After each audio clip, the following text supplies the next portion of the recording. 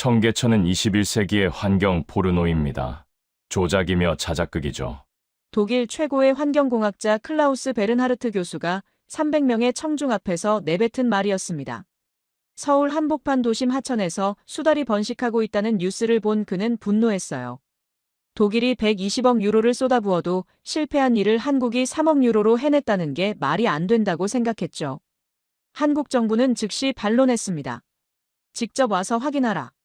모든 것을 개방하겠다. 세계 언론이 주목하는 가운데 독일 조사팀이 서울에 도착했습니다. 72시간 동안 청계천의 모든 비밀을 파헤치겠다는 각오였죠. 적외선 카메라와 수질 측정기, 드론까지 동원한 대규모 검증이 시작되었습니다. 하지만 72시간 후 클라우스 교수는 전 세계 앞에서 무릎을 꿇었습니다. 대체 무슨 일이 벌어진 것일까요? 지금 바로 그 놀라운 이야기를 시작하겠습니다. 잠깐만요. 혹시 지금 어디서 듣고 계신가요? 구독과 좋아요 미리 눌러주시면 건강하고 행복한 기운 듬뿍 받으실 거예요. 저는 클라우스 베른하르트입니다. 독일 프라이부르크 공과대학 환경공학과 교수죠. 48세 환경보건 분야에서 20년을 보낸 사람입니다. 그날 제 인생이 완전히 뒤바뀔 줄은 꿈에도 몰랐습니다. 9월 2일 오후 3시. 연구실 창밖으로 가을 햇살이 스며들었어요. 책상 위에는 라인강 복원 프로젝트 보고서가 산더미처럼 쌓여 있었습니다. 15년째 같은 자리에 머물러 있는 그 보고서들을 보면 가슴이 답답해졌어요. 평소처럼 BBC 환경 뉴스를 켜놓고 있었습니다. 유럽 하천 복원 소식이라도 있나 싶어서였죠. 커피 한 모금을 마시며 모니터를 바라보던 순간이었어요. 갑자기 화면에 믿을 수 없는 장면이 나타났습니다. 서울 한복판, 청계천이라는 곳에서 수달이 물고기를 사냥하고 있는 거예요. 그것도 도심 빌딩 숲 아래에서요. 마치 야생 그대로인 것처럼 말이에요. 수달이 물속으로 슬쩍 몸을 담그더니 순식간에 물고기 한 마리를 낚아채는 모습이었습니다. 저는 순간 숨이 막혔어요. 손에 들고 있던 커피잔이 움찔 흔들렸습니다. 마우스를 꾸벅 눌러 화면을 멈췄죠. 이건 불가능해. 제가 저도 모르게 중얼거린 말입니다. 화면을 정지시킨 채 깊게 숨을 들이켰어요. 심장이 빠르게 뛰기 시작했습니다. 제 눈엔 비웃음과 함께 오래된 분노가 스르륵 올라왔어요. 라인강. 그 이름만 떠올려도 가슴 한편이 묵직해졌습니다. 저는 15년을 그 프로젝트에 바쳤어요. 독일 정부가 자랑스럽게 내세운 120억 유로 규모의 대규모 하천 복원 사업이었죠. 유럽 전체가 주목하던 프로젝트였어요. 하지만 현실은 참담했습니다. 수달은커녕 제대로 된 물고기 한 마리 살지 못하는 상황이었거든요. 3급수 수질도 간신히 유지하고 있을 뿐이었어요. 120억 유로를 쏟아부었는데도 말이에요. 화면 속 한국 기자가 흥미진진한 목소리로 말했습니다. 청계천에는 현재 수달 한 쌍이 서식하고 있으며 최근 번식 가능성까지 제기되고 있습니다. 전문가들은 이를 도심 하천 생태 복원의 기적이라고 평가하고 있어요. 번식이라고요? 도심 하천에서 수달이 번식한다는 게 말이 됩니까? 저는 의자에서 벌컥 일어섰습니다. 연구실을 허둥지둥 돌아다니며 생각을 정리하려 했어요. 하지만 머릿속이 복잡했습니다. 한국은 환경 선진국도 아니잖아요. 제가 알기로는 경제 발전에만 치중하던 나라 아니었나요? 독일보다 환경 기술이 앞선다는 건 상식적으로 말도 안 되는 일이었어요. 저는 컴퓨터 앞에 다시 앉아 화면을 자세히 들여다봤습니다. 수달의 움직임, 물의 투명도, 주변 환경 모든 것이 자연스러워 보였어요. 하지만 제 마음속에는 의심이 우물쭈물 피어올랐습니다. 뭔가 이상해. 분명히 속임수가 있을 거야. 그때 제 머릿속에 한 가지 가능성이 번쩍 떠올랐어요. 이건 쇼야. 백로 트럭처럼 수달도 트럭으로 풀어놓은 거야. 중국에서는 이미 악명 높은 사례들이 있거든요. 관광도시 몇 곳에서 매일 아침 트럭으로 백로를 방사하는 곳들 말이에요. 관광객들이 자연 그대로라고 감탄하며 사진을 찍지만 사실은 인위적으로 만들어진 쇼였죠. 새들은 저녁이 되면 다시 잡혀서 우리로 돌아갑니다. 한국도 마찬가지일 거예요. 외국 관광객들과 언론을 속이기 위한 교묘한 연출이겠죠. 저는 책상 서랍을 열어 명함첩을 꺼냈습니다. 독일 연방환경포럼 담당자의 명함을 찾아 전화를 걸었어요. 안녕하세요. 클라우스 베른하르트입니다. 긴급한 특별 강연을 요청하고 싶습니다. 어떤 주제인가요, 교수님? 한국 청계천의 환경 사기를 폭로하는 내용입니다. 전화기 너머로 잠시 침묵이 흘렀어요. 정말 흥미로운 주제네요. 언제쯤 가능하신지요? 이번 주 안에라도요. 시간이 중요합니다. 강연 제목은 자극적으로 정했습니다. 청계천, 21세기 환경 포르노. 이 제목이면 충분히 관심을 끌 수 있을 거예요. 그리고 한국의 거짓을 세상에 알릴 수 있겠죠. 강연 준비가 끝나고 나서 저는 은밀히 옛 스승에게 전화를 걸었어요. 첸 하우린.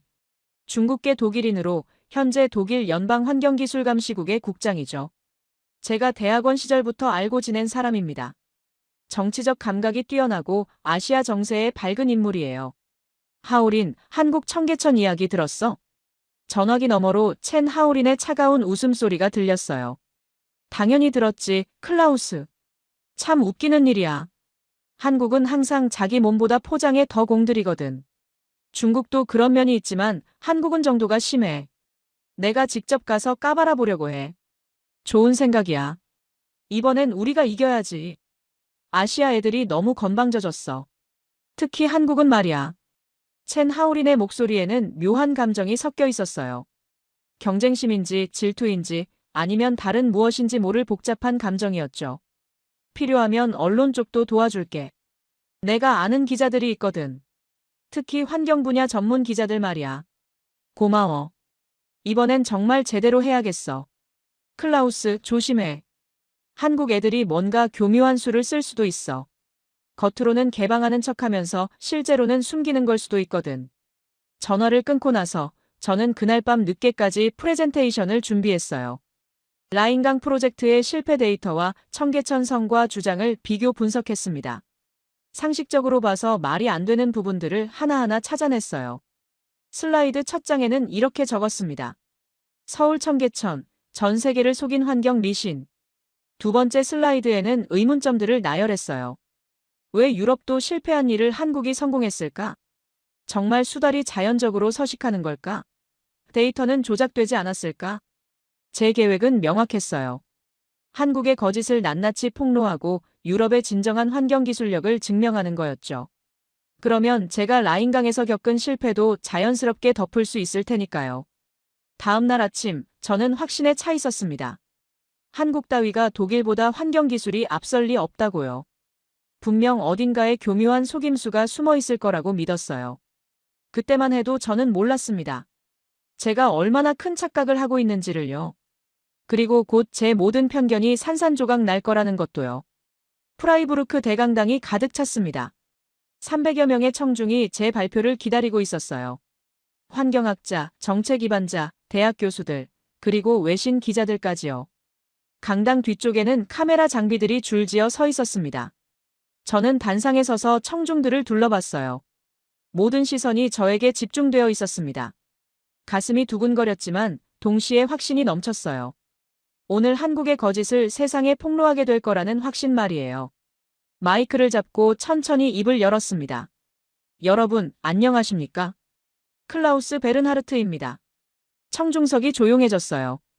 오늘 저는 여러분께 충격적인 진실을 말씀드리러 왔습니다.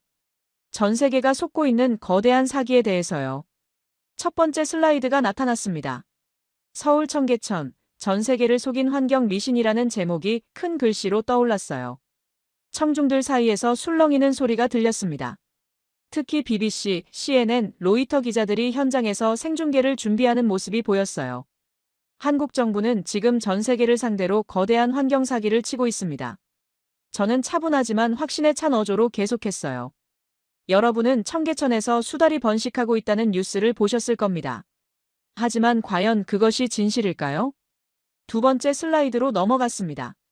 라인강과 청계천의 투자 비용 비교 그래프였어요. 독일은 120억 유로를 투입해서도 라인강 복원에 어려움을 겪고 있습니다.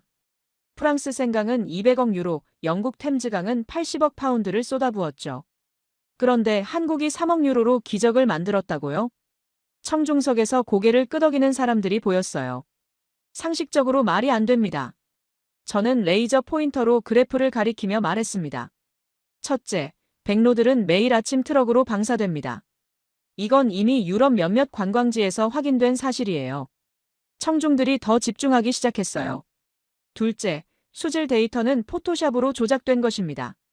실제 측정값과 발표된 수치 사이에는 분명 차이가 있을 거예요. 세 번째 슬라이드가 나타났습니다.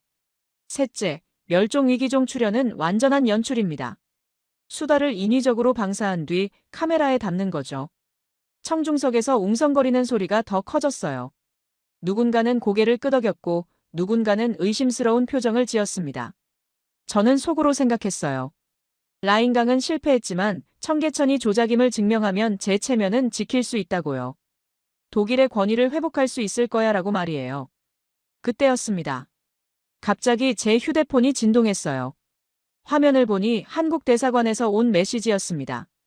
클라우스 베른하르트 교수님께 서울시장과 환경부 장관의 공식 초청장을 전달드립니다. 직접 와서 확인하십시오. 모든 것을 개방하겠습니다. 저는 잠시 당황했어요. 이런 반응은 예상하지 못했거든요. 보통 뭔가 숨길 게 있으면 회피하는 게 정상 아닌가요? 하지만 곧 마음을 다잡았습니다. 더 좋지.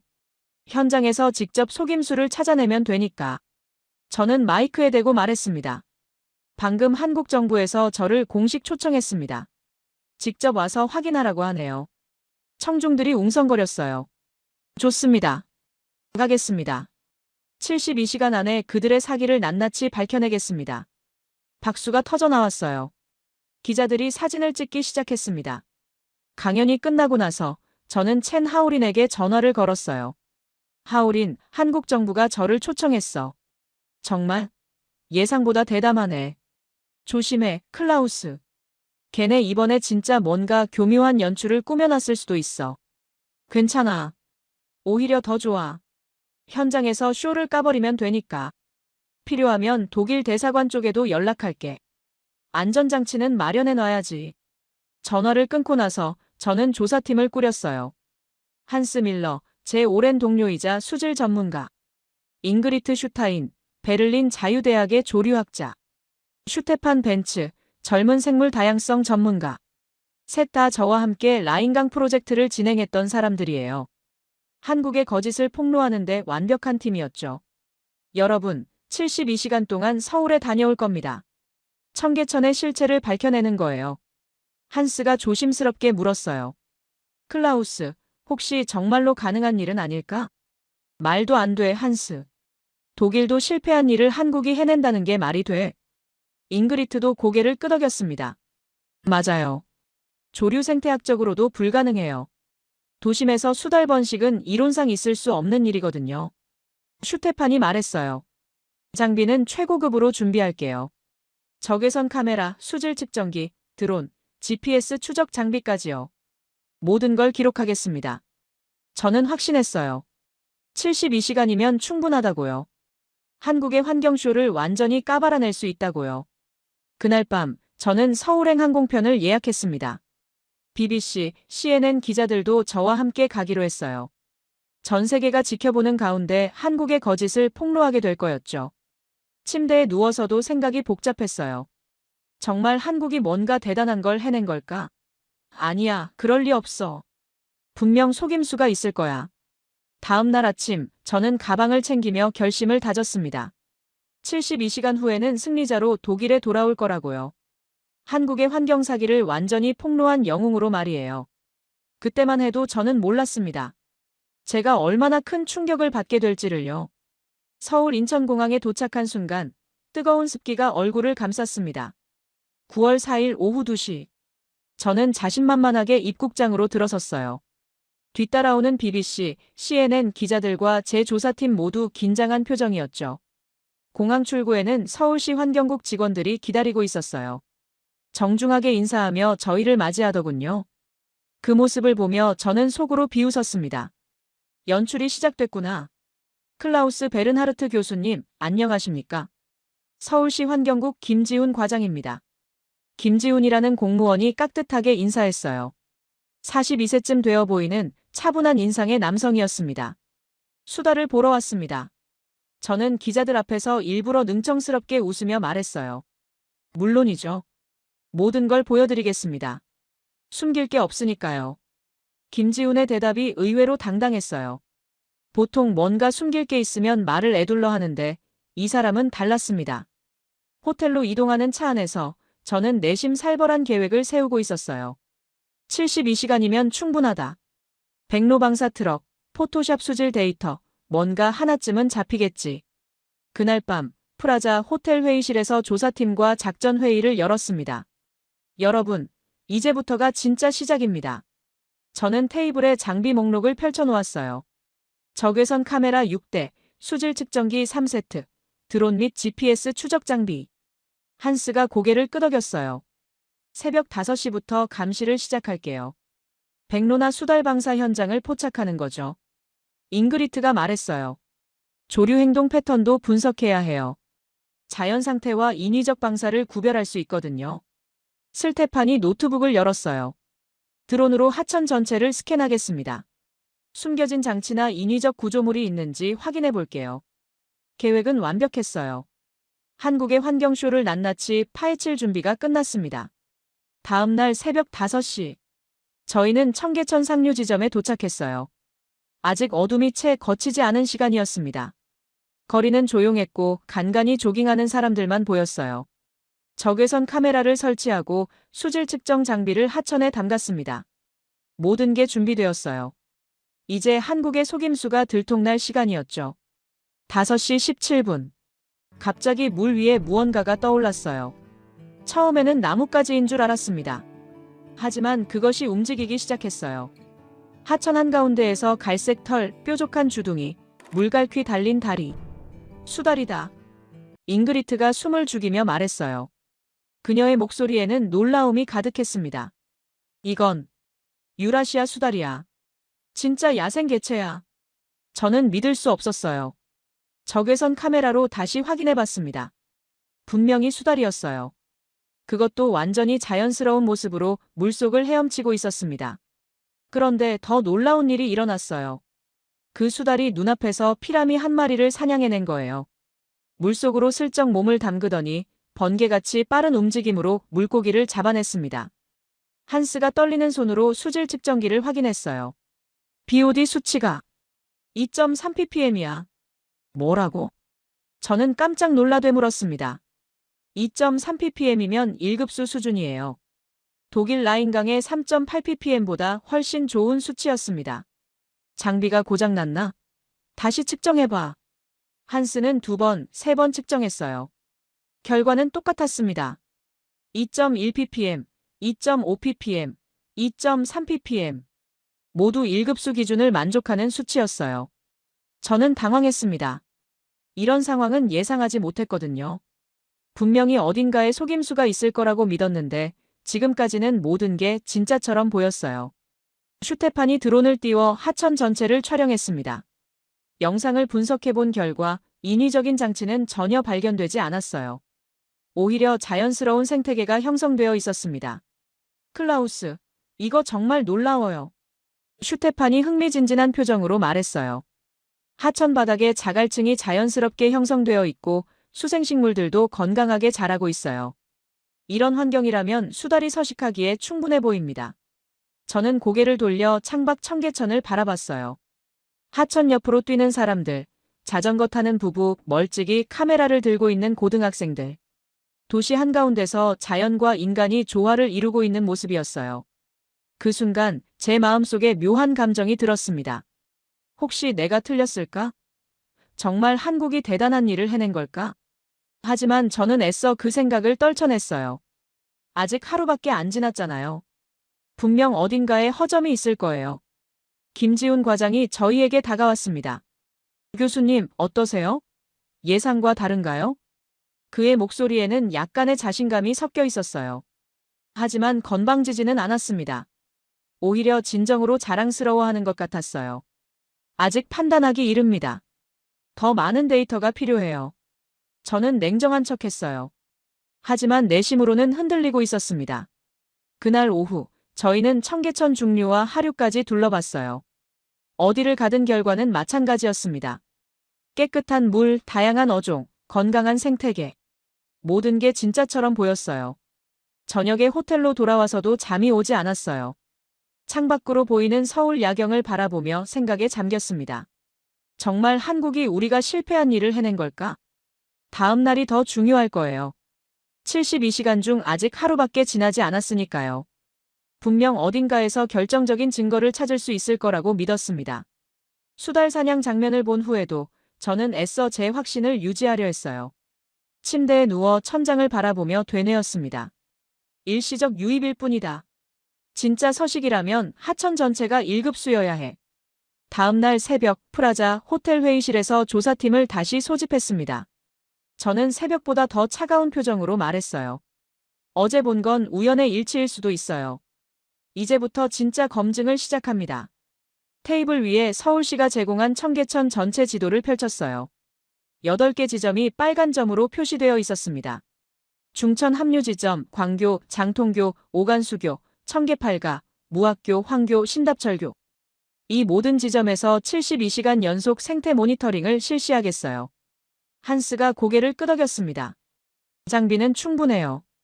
각 지점마다 수질 분석기와 CCTV를 설치하면 되겠네요. 잉그리트가 말했어요. 조류 관찰도 병행해야 해요. 백로, 외가리, 물총새 같은 조류들의 행동 패턴을 분석하면 환경의 진짜 상태를 알 수 있거든요. 슈테판이 노트북을 열었어요. 제가 실시간 데이터 수집 시스템을 구축하겠습니다. 모든 지점의 정보가 한 번에 들어올 수 있도록요. 저는 조금 놀랐어요. 서울시에서 이런 대규모 조사에 전력과 통신망을 지원해준다고 했거든요. 보통 뭔가 숨길 게 있으면 이렇게까지 협조적이지 않잖아요. 김지훈 과장이 저희에게 다가왔습니다. 교수님, 필요한 게 더 있으시면 언제든 말씀하세요. 시장님께서도 완전 공개를 지시하셨거든요. 이 정도로 공개한다고? 뭔가 숨기는 게 있을 텐데. 저는 속으로 중얼거렸어요. 하지만 겉으로는 냉정한 척했습니다. 좋습니다. 그럼 정말 모든 걸 보여주시기 바래요. 첫 번째 지점인 중천 합류 지점부터 시작했어요. 한스가 조심스럽게 수질 측정기를 물에 담그고 잉그리트는 망원경으로 조류를 관찰했습니다. 슈테판은 드론을 띄워 하천 전체를 스캔했어요. 30분 후 첫 번째 결과가 나왔습니다. BOD 2.1ppm, 용존산소 8.2mgl, pH 7.3. 한스가 수치를 읽어주었어요. 저는 믿을 수 없었어요. 이 수치들은 모두 1급수 기준을 만족하는 것들이었습니다. 독일 라인강보다 훨씬 좋은 수준이었어요. 장비 점검 다시 해봐요. 한스는 장비를 2번, 3번 점검했습니다. 결과는 똑같았어요. 두 번째 지점인 광교로 이동했습니다. 여기서도 마찬가지 결과가 나왔어요. BOD 2.5ppm, 용존산소 7.8mgl. 모두 깨끗한 물의 기준을 만족했습니다. 점심시간이 되어서도 저희는 쉬지 않고 계속 조사했어요. 장통교, 오간수교, 청계팔가.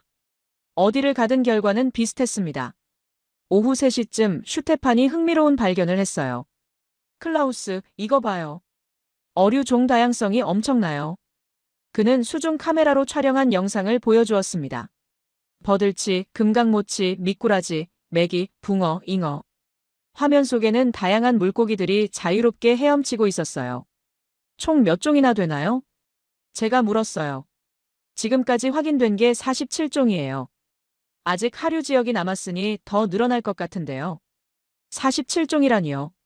라인강에서는 겨우 20여 종 정도밖에 발견되지 않았는데 말이에요. 잉그리트가 조류 관찰 결과를 보고했습니다. 백로 6마리, 외가리 3마리, 물총새 2마리를 확인했어요. 모두 자연스러운 사냥 행동을 보이고 있습니다. 자연스럽다는 게 무슨 뜻이에요? 인위적으로 방사된 새들은 환경에 적응하지 못해서 부자연스러운 행동을 보여요. 하지만 여기 새들은 완전히 이 환경에 적응해 있어요. 먹이 사냥도 능숙하고 경계심도 자연스러워요. 저는 점점 혼란스러워졌어요. 모든 증거들이 한국의 주장을 뒷받침하고 있었거든요. 해가 질 무렵 저희는 마지막 지점인 신답철교에 도착했어요. 여기서도 결과는 마찬가지였습니다. 깨끗한 물, 풍부한 어종, 건강한 생태계. 슈테판이 최종 집계를 발표했어요. 총 59종의 어류가 확인되었습니다. 그리고 여기 봐요. 그는 화면에 나이별 어류 분포 그래프를 띄웠어요. 유어부터 성어까지 모든 연령대가 고르게 분포되어 있어요. 이건 장기간에 걸쳐 자연적으로 형성된 생태계라는 뜻입니다. 한스가 조심스럽게 말했어요. 클라우스, 이건 정말 놀라워요. 어류 개체수가 세대별로 분포되어 있어요. 인위적 투입으론 절대 불가능한 패턴이에요. 저는 말이 없었어요. 지금까지의 모든 데이터가 제 예상을 뒤엎고 있었습니다. 그날 저녁, 저는 혼자 청계천변을 걸었어요. 하천 옆 벤치에 앉아 물 흐르는 소리를 들었습니다. 가로등 불빛이 물 위에 반사되어 반짝이고 있었어요. 혹시 이 모든 게 진짜일까? 제 마음속에서 작은 의심이 자라나기 시작했습니다. 라인강에서 15년간 실패했던 일을 한국이 정말 해낸 걸까요? 그러나 저는 아직 포기할 수 없었어요. 72시간은 아직 절반도 지나지 않았으니까요. 분명 어딘가에서 결정적인 허점을 찾을 수 있을 거라고 믿었습니다. 하지만 마음 한구석에서는 이미 알고 있었어요. 지금까지 본 모든 것들이 진짜라는 걸 말이에요. 9월 5일 밤 11시 37분. 중천 합류 지점에 설치한 CCTV가 미세한 움직임을 포착했어요. 저는 호텔방에서 실시간 모니터링을 하고 있었습니다. 슈테판이 구축한 시스템 덕분에 8개 지점의 상황을 동시에 볼 수 있었거든요. 화면 속 어둠 사이로 작은 형체가 나타났어요. 물 위에 떠오른 그것은 어제 본 수달과는 달랐습니다. 더 작고 더 조심스러우며 움직임이 달랐어요. 저는 급히 다른 팀원들을 불렀습니다. 한스, 잉그리트, 슈테판. 빨리 와봐요. 세 사람이 뛰어와서 화면을 봤어요. 잉그리트가 화면을 자세히 들여다보더니 멈춤 버튼을 눌렀습니다. 클라우스, 이건 암컷이에요. 뭐라고요? 체형을 보세요. 어제 본 개체보다 작고 날렵해요. 그리고 행동 패턴도 달라요. 수컷은 보통 더 대담하게 움직이는데 이 개체는 매우 조심스러워해요. 저는 화면을 돌려서 어제 촬영한 영상과 비교해봤어요. 확실히 달랐습니다. 어제 본 수달은 덩치가 크고 움직임이 자신 있었는데 지금 보이는 개체는 작고 경계심이 많아 보였어요. 그 순간 제 머릿속에 번개 같은 깨달음이 스쳤습니다. 첫날 본 수달은 수컷이었다. 그럼 지금 여긴 잉그리트가 제 말을 끝마쳤어요. 한 쌍이에요. 수컷과 암컷이 함께 살고 있는 거예요. 회의실에 침묵이 흘렀습니다. 한스와 슈테판도 아무 말을 하지 못했어요. 모두가 이 발견의 의미를 알고 있었거든요. 한 마리가 우연히 나타난 거라면 일시적 현상일 수 있어요. 하지만 한 쌍이 함께 서식한다는 건 완전히 다른 이야기였습니다. 이건 정착을 의미했어요. 저는 마지막으로 반격해봤습니다. 그래도 번식은 불가능해요. 도심은 수달에게 너무 시끄럽고 위험해요.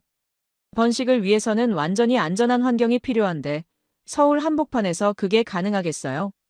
슈테판이 노트북을 열어서 데이터를 보여주었어요. 클라우스, 라인강과 청계천의 비교 분석을 해봤어요. 화면에 나타난 표를 보고 저는 할 말을 잃었습니다. 라인강 투자액 120억 유로, BOD 3.8ppm, 수달 서식 여부. 마이너스 없음 청계천 투자액 3억 유로, BOD 2.3ppm, 수달 서식 여부 마이너스 한 쌍 확인.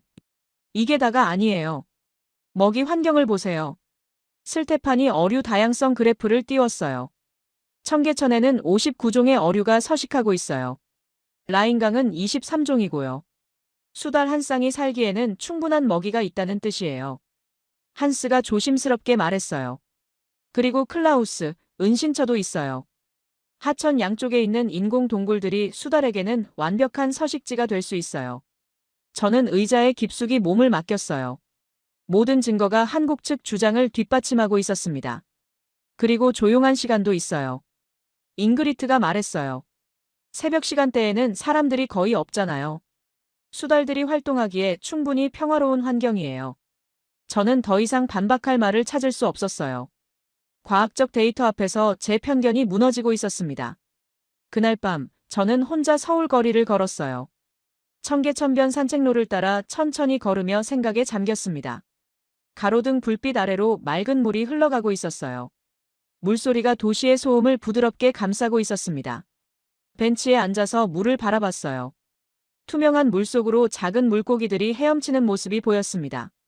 어제까지만 해도 이 모든 게 가짜라고 생각했는데 이제는 확신이 서지 않았어요.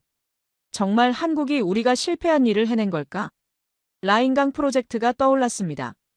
15년간 120억 유로를 쏟아부었지만 수달 한 마리 돌아오지 않았어요. 독일 전체가 자랑하던 환경기술의 결정체라고 했는데 결과는 참담했습니다. 반면 한국은 어떨까요? 3억 유로라는 독일의 40분의 1 예산으로 수달 한 쌍을 되돌려 놓았어요. 게다가 59종의 어류까지요. 제 자존심이 상했어요. 독일 환경공학의 권위자라고 자부했던 제가 한국에게 배워야 하는 상황이 된 거잖아요. 하지만 다른 한편으로는 호기심도 생겼습니다. 도대체 한국이 어떤 방법을 썼기에 이런 기적 같은 일이 가능했을까요? 새벽 2시가 넘어서야 호텔로 돌아왔어요. 침대에 누워서도 잠이 오지 않았습니다. 천장을 바라보며 계속 생각했어요. 내가 틀렸을까? 정말 한국이 대단한 일을 해낸 걸까? 하지만 아직 포기할 수는 없었어요. 72시간 중 하루가 더 남아 있었으니까요. 마지막 날에 뭔가 결정적인 발견을 할 수도 있잖아요. 그런데 마음 깊은 곳에서는 이미 알고 있었어요. 지금까지 본 모든 증거들이 진실이라는 걸 말이에요. 9월 7일. 72시간 검증의 마지막 날이었어요. 새벽 4시, 저는 잠에서 깼습니다. 이상하게 잠이 깊지 않았어요. 무언가에 이끌리듯 호텔방에서 실시간 모니터링 시스템을 켰습니다. 화면 속 청계천은 아직 어둠에 쌓여 있었어요. 가로등만이 물 위에 희미한 불빛을 들이우고 있었습니다. 거리는 완전히 조용했고 간간이 지나가는 차량 소리만 들렸어요. 4시 32분. 갑자기 하류 지점 카메라에 움직임이 포착됐습니다. 저는 화면에 더 가까이 다가갔어요. 암컷 수달이 물 위로 모습을 드러내고 있었어요. 며칠 전부터 관찰해온 그 개체였습니다. 하지만 오늘은 뭔가 달랐어요. 움직임이 더 조심스럽고 뭔가를 보호하려는 듯한 행동을 보였습니다. 4시 52분. 제 눈을 의심할 수밖에 없는 장면이 펼쳐졌어요. 암컷 수달 뒤로 작은 그림자 3마리가 따라 나왔습니다. 어미보다 훨씬 작고 움직임도 어설픈 작은 개체들이었어요. 새끼야. 저도 모르게 중얼거렸습니다. 손이 떨려서 휴대폰으로 다른 팀원들에게 연락했어요. 한스, 잉그리트, 슈테판. 당장 와봐요. 급해요. 5분 후, 3사람이 모두 제 방으로 뛰어왔어요. 잉그리트는 잠옷차림이었고 한스는 머리가 산발이었습니다. 무슨 일이에요, 클라우스? 화면을 봐요. 저기. 저는 떨리는 손으로 모니터를 가리켰어요. 화면 속에서는 어미 수달이 새끼 3마리를 이끌고 있었습니다. 새끼들은 어미 뒤를 쫄래쫄래 따라가며 물속 세상을 탐험하고 있었어요. 잉그리트가 화면에 얼굴을 바짝 붙이고 자세히 관찰했습니다. 생후 2개월에서 3개월 정도로 보여요. 체형이나 움직임으로 봐서는 완전히 건강한 개체들이에요. 한스가 믿을 수 없다는 표정으로 말했어요. 번식에 성공한 거야. 슈테판이 흥분한 목소리로 덧붙였어요. 이건 세계 최초예요. 도심 하천에서 수달 번식이 확인된 건 처음이라고요. 라인강도 안 됐고 생강도 실패했는데. 저는 말을 잃었어요. 입이 벌어진 채 화면만 바라볼 수밖에 없었습니다. 화면 속에서는 놀라운 장면이 계속 펼쳐지고 있었어요. 어미 수달이 물속으로 잠수했다가 피라미 한 마리를 물어왔습니다. 그리고 새끼들에게 차례로 나누어 주었어요. 새끼 하나가 물고기를 받아먹는 모습, 다른 새끼가 어미의 꼬리를 물고 장난치는 모습. 완전히 자연스러운 가족의 모습이었습니다. 5시 17분. 수컷 수달도 나타났어요. 가족이 모두 한자리에 모인 거예요. 수컷은 주변을 경계하며 가족을 보호하고 있었습니다. 잉그리트가 울먹이는 목소리로 말했어요. 완벽한 가족이에요. 부모가 새끼를 보호하고 키우는 모습. 이건 진짜 야생에서나 볼 수 있는 장면이에요. 저는 의자에 주저앉았어요. 지금까지의 모든 확신이 무너져 내리고 있었습니다. 세계 최초라고 했죠? 네, 클라우스. 도심 하천에서 수달 번식이 성공한 사례는 전 세계에 없어요. 파리, 런던, 베를린, 어디도 성공하지 못했거든요. 한스가 덧붙였어요. 우리가 15년간 라인강에서 시도한 것도 바로 이거였잖아요. 수달을 되돌려 놓는 건 말이에요. 영상 속에서 새끼 수달 하나가 어미의 등에 올라탔어요. 어미는 새끼를 태운 채 천천히 헤엄쳤습니다. 그 모습이 너무나 평화롭고 아름다워 보였어요. 그때 저는 깨달았습니다. 이건 연출이 아니에요. 이건 조작이 아니고요. 이건 진짜 기적이었어요. 한국이 정말로 불가능해 보였던 일을 해낸 거였습니다. 독일이 120억 유로를 쏟아부어도 실패한 일을. 유럽 전체가 포기했던 일을 말이에요. 새벽 햇살이 창문으로 들어오기 시작했어요. 서울의 아침이 밝아오고 있었습니다. 화면 속 수달 가족도 서서히 은신처로 돌아가고 있었어요. 저는 호텔방에서 홀로 벽을 바라보며 중얼거렸습니다. 다 틀렸다. 내가 다 틀렸다. 베를린 환경포럼에서 발표했던 프레젠테이션 파일을 열었어요. 슬라이드 제목을 보니 부끄러웠습니다. 청계천 21세기 환경 포르노. 저는 마우스를 들어 제목을 지웠어요. 그리고 새로 입력했습니다. 청계천 도심 생태 복원의 증거. 더 이상 부정할 수 없었어요. 72시간의 검증을 통해 확인한 것은 한국의 거짓이 아니라 한국의 진실이었습니다. 저는 창밖을 바라봤어요. 서울 시내 곳곳에서 사람들이 하루를 시작하고 있었습니다. 그들은 아마 모를 거예요. 자기들이 사는 도시 한복판에서 얼마나 놀라운 일이 일어나고 있는지를. 수달 가족이 서울 한복판에서 평화롭게 살아가고 있다는 걸. 그것이 얼마나 대단한 성취인지를. 그날 아침 저는 중대한 결심을 했어요. 독일로 돌아가서 사과해야겠다고. 한국에게 그리고 전 세계에게 제가 틀렸다고 인정해야겠다고. 9월 11일 서울 프레스센터 대회의실. 제가 기자회견을 요청한 날이었어요. 며칠 전까지만 해도 한국의 거짓을 폭로하는 자리가 될 줄 알았는데 이제는 완전히 다른 이야기를 해야 했습니다. 회의실에는 카메라 30대와 200명의 기자들이 몰려 있었어요. 한국 기자들뿐만 아니라 BBC, CNN, 로이터, AP 등 세계 주요 언론사 기자들도 와 있었습니다. 제가 며칠 전 독일에서 한 발표 때문에 전 세계의 관심이 집중된 거였어요.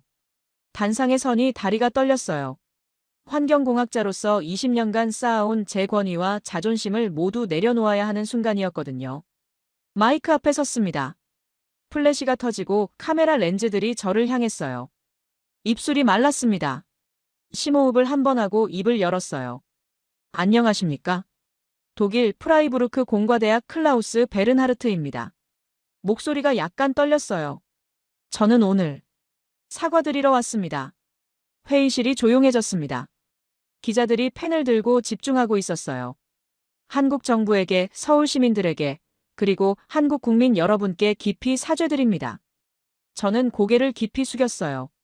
15초간 그 자세를 유지했습니다. 배경 화면이 바뀌었어요. 수달이 물고기를 사냥하는 영상이 나타났습니다. 며칠 전 제가 직접 촬영한 영상이었어요. 여러분이 보시는 이 영상은 제가 72시간 동안 청계천에서 직접 촬영한 것입니다. 조작이나 연출이 전혀 없는 100% 진실입니다. 두 번째 슬라이드로 넘어갔어요. 청계천과 라인강의 수질 비교 그래프였습니다. 청계천의 BOD는 평균 2.3ppm입니다. 독일 라인강의 3.8ppm보다 훨씬 좋은 수치예요. 이는 제가 직접 측정한 결과입니다. 기자들 사이에서 웅성거리는 소리가 들렸어요. 세 번째 슬라이드가 나타났습니다. 청계천 59종 어류 생태 지도였어요. 청계천에는 59종의 어류가 서식하고 있습니다. 라인강의 23종보다 2배 이상 많은 수치예요. 이건 역시 제가 직접 확인한 사실입니다. 마지막 영상이 재생되기 시작했어요. 수달 어미와 새끼 3마리가 새벽 물가에서 놀고 있는 장면이었습니다. 회의실이 완전히 조용해졌어요. 기자들도 카메라맨들도 모두 화면에 집중하고 있었습니다. 이것은 세계 최초로 도심 하천에서 확인된 수달 번식 성공 사례입니다. 저는 잠시 말을 멈췄어요. 감정이 복받쳐 올랐거든요. 청계천은 조작이 아닙니다. 이건 환경쇼가 아니에요. 이것은 과학기술로 만든 생태계입니다. 목소리에 힘을 실었어요. 한국은 불가능을 가능하게 만들었습니다. 기자들이 손을 들기 시작했어요. 교수님, 그럼 며칠 전 독일에서 하신 발표는 뭐였습니까? BBC 기자가 질문했어요. 제 무지와 편견의 결과였습니다. 저는 실제로 확인하지도 않고 선입견만으로 판단했어요. 과학자로서 해서는 안 될 일이었습니다. CNN 기자가 손을 들었어요. 라인강 프로젝트와 비교하면 어떻습니까? 라인강에는 120억 유로를 투입했지만 수달 한 마리도 돌아오지 않았어요. 청계천은 3억 유로로 수달 가족을 되돌려 놓았습니다. 한국의 승리예요. 로이터 기자가 질문했어요. 앞으로 독일에서는 어떤 계획을 세우실 건가요? 한국에게 배워야죠. 청계천 모델을 라인강에 적용하는 방안을 검토하고 있습니다. 독일 환경부와도 이미 논의를 시작했어요. 한국 기자가 손을 들었어요. 한국의 기술에 대해 어떻게 생각하십니까? 저는 잠시 생각했어요. 그리고 솔직하게 대답했습니다. 경이롭습니다. 한국은 예산도 적고 시간도 짧았는데 유럽이 수십 년간 실패한 일을 해냈어요. 이건 기술의 문제가 아니라 철학의 문제라고 생각해요. 철학이라니 무슨 의미인가요? 유럽은 자연을 정복하려 했어요. 하지만 한국은 자연과 조화하려 했습니다. 그 차이가 이런 결과를 만든 거라고 봐요. 기자회견이 끝나고 나서 저는 홀로 프레스센터 옥상에 올라갔어요. 서울 시내가 한눈에 보였습니다. 저 멀리 청계천도 보였어요. 그 순간 제 휴대폰이 울렸어요. 첸 하우린에서 온 전화였습니다. 클라우스, 뭘 하는 거야? 왜 한국 편을 드는 거야? 하우린, 저는 그냥 진실을 말한 거예요. 진실? 그게 진실이라고 생각해? 분명히 뭔가 속임수가 있을 거야. 72시간 동안 모든 걸 확인했어요. 진짜였어요. 전화기 너머로 첸 하우린의 차가운 웃음소리가 들렸어요. 클라우스, 너 정말 한심하다. 아시아 애들한테 속아 넘어가다니. 속은 게 아니에요. 제가 틀렸던 거예요. 전화가 끊어졌어요. 저는 서울 하늘을 바라봤습니다. 구름 사이로 햇살이 스며들고 있었어요. 그날 오후, 독일로 돌아가는 비행기에 몸을 맡겼습니다. 창밖으로 서울이 작아져가는 모습을 바라봤어요. 저 도시 어딘가에서 수달 가족이 평화롭게 살고 있다는 생각에 마음이 따뜻해졌습니다. 베를린으로 돌아온 지 일주일이 지났어요. 독일 환경부 회의실에서 긴급 회의가 열렸습니다. 라인강 복원 프로젝트 팀 전체가 모였어요. 저는 테이블 위에 청계천 조사 보고서를 펼쳐놓았습니다. 400페이지가 넘는 상세한 분석 자료였어요. 여러분, 우리는 한국에게 배워야 합니다. 회의실이 조용해졌어요. 독일 환경부 차관이 의심스러운 표정을 지었습니다. 베른하르트 교수, 정말 한국의 기술이 우리보다 앞선다는 말입니까? 숫자가 증명하고 있습니다. 저는 프레젠테이션을 시작했어요. 라인강 복원 프로젝트 현황부터 보겠습니다.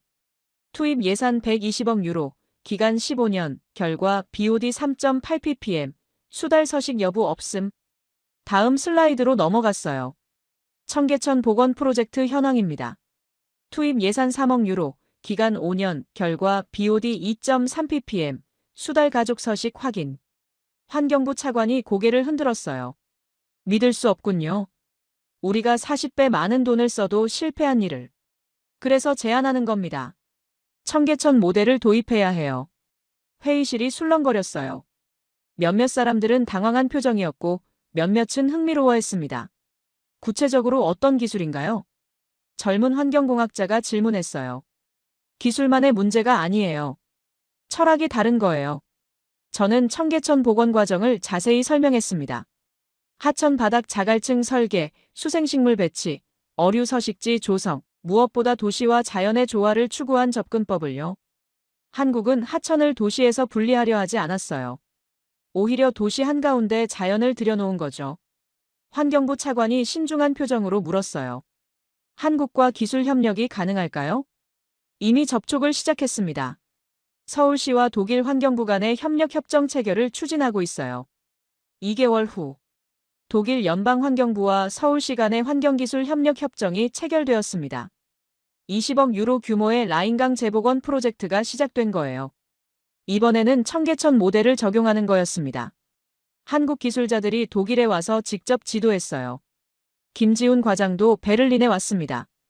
그를 다시 만났을 때 저는 약간 부끄러웠어요. 과장님, 그때는 죄송했습니다. 김지훈이 웃으며 말했어요. 괜찮아요, 교수님.